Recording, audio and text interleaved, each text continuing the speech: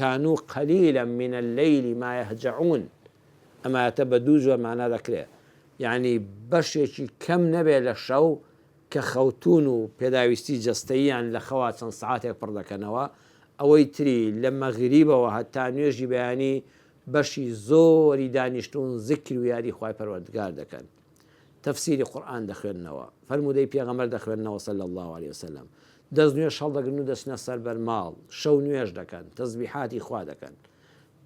كانوا قليلا من الليل ما يهجعون معناهیەکی تری ئاەتەکە ئەوەیە بەدەگمەن نەبێ زۆر بەی هەرە زۆری شەوان شەو نوێژیان هەیە یعنی جار هەیە خەو خەبەرت نابێتەوە لە سەفەرێکی ماندووی نەخۆشیەکە یعنی دەگمەنن ئەو شەوانەی کەوا شەو نوێژیان نەبێ بە زۆری شەو نوێژیان هەیە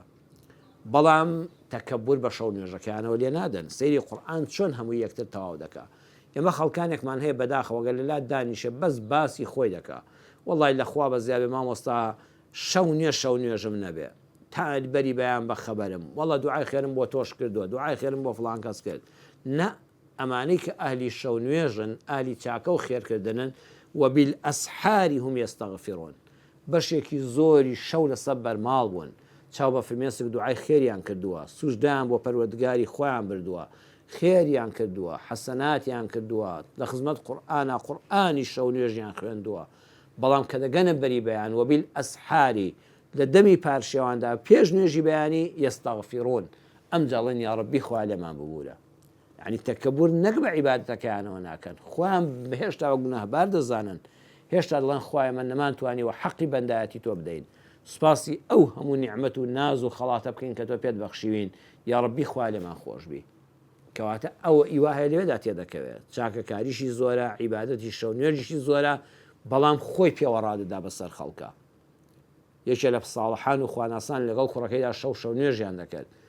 بەری بەیانی بوو ئالۆ کاتەدا هێشتا بانگی بەیانی نەدا بوو کوڕەکە سەری بردە دەرەوە وتی باوکە گیانوەرە سەیری ئەو هەموو ماڵەکە حچی ڕووناکی چرایەکی لێ نایە نیشانەی ئەوەیە ئەو عالەمە هەر هەمووی خەوتووە بەس لێمە بەخەبەرین خۆزگە هەموو خەڵک شەو نوێژی بکردایە باوکی وتی ڕۆڵی جان خۆزگە ئێمەش وەکو ئەو خەڵکە بخەوتی نایە نەک تۆ بەم چاڕکات شەو نوێژە خۆت پێ لەو خەڵکە خەوتۆ چاکتر بێ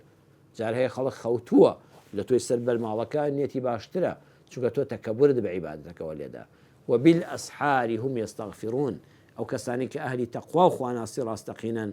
لە بەری بەیانیاندا ئەو کاتە خەریکی ئیستیغفار و ئەستەغفر الله و داوای لێبوردنن لە خوای پەروەردگاری خۆیان